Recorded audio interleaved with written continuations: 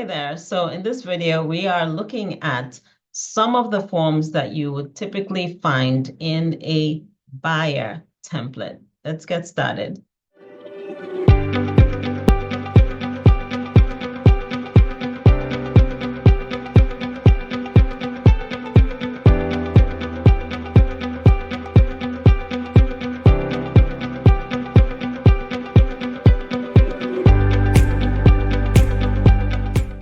So here I'm using zip forms, and these are Texas specific forms. And so I go to my templates here and I click on new purchase or offer. And I can say new buyers. Say residential, and automatically apply this template to purchase or residential new transactions. So that way, everything I put in this template will be automatically applied to every new buyer transaction that I create. Save.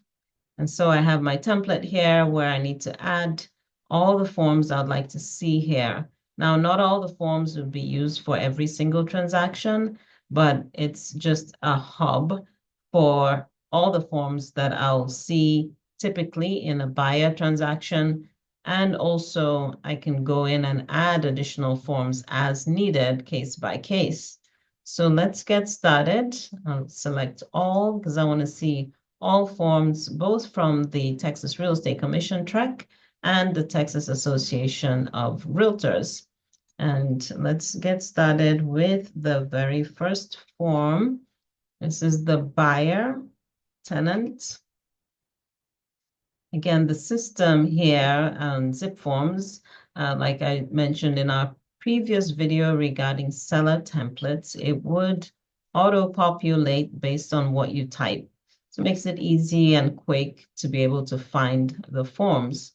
So this is the buyer tenant representation agreement. This is one of them. There are two now. We have the short form and the long form. So let's put in both the long form and the short form. Then the IABS, the information about brokerage services, and we look for the one that is buyer specific, which is this one, and add that. We also are going to add the 1 to 4 family residential contract. So when our buyers find a home, we can just fill out the contract using that. And then I'm looking for my third-party finance. So it might not be the very first thing on the form that you type in, but you can type in different parts of the heading or topic of that form, and the system would help you populate what's similar, what it finds in the database. So third-party finance addendum is right there. And then there's a form for the HOA. I know it says mandatory. So I typed in MAND. That's it right there. We're also adding the lead paint form. Now this form might already be on the listing, and so you check there. So you might not need this form to be filled out by your buyer up front. Also looking for the lead paint form. And so that's the addendum for seller's disclosure of information on lead paint.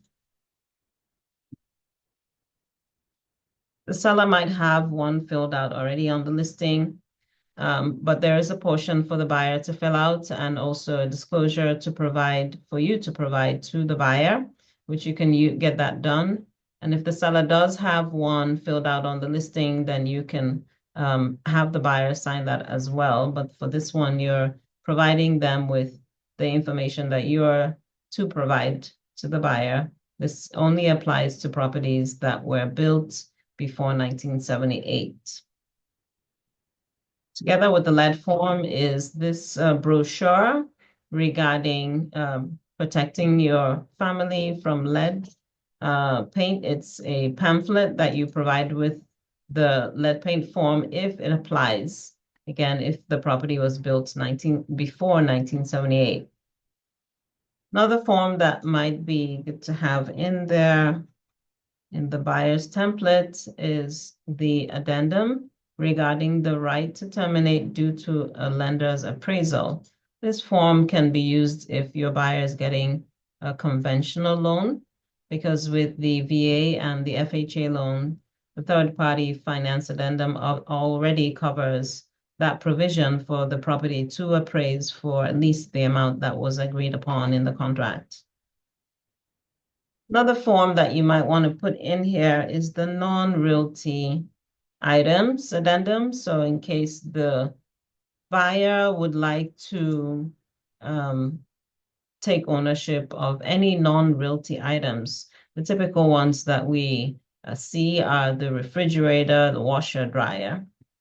So those will go in this form. If there's any amount to be paid for those, it would also be included in that form. And then also you have the amendments.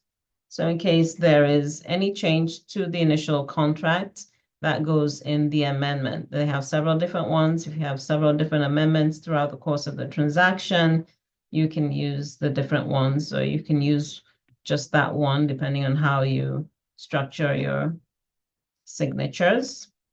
We also have the wire fraud. So the wire fraud warning, buyer specific, and goes in there. This is another case by case type of form, the intermediary relationship notice. Now this form would be used if somebody at your listing office is the listing agent for the property that your buyer is looking to purchase.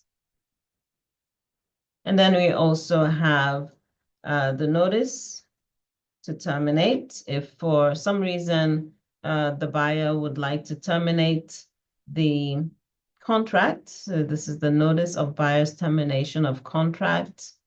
Along with this goes the release of earnest money. So if they're terminating their contract and they are due a release of their earnest money, then that form goes with the termination.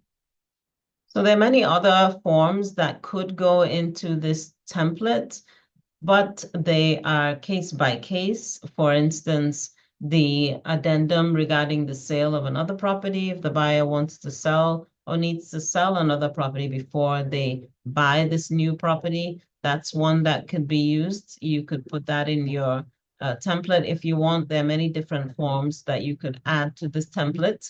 So this is in a nutshell, many of the forms that you typically see in a buyer template. Another form that you might see in here would be the addendum regarding the sale of another property. So if the buyer is looking to sell their current home before they buy the new home, that's the form that would be used for that. So typically, these are a lot of the forms that you might see in a buyer template. Putting all these forms in here just makes it smoother, easier, quicker when you have a transaction. So you can auto-populate the template into your buyer transaction. You can always add new forms if needed, case by case, as the transaction requires. And so it just makes it smoother and easier again for you to do your transaction quicker. Happy house hunting.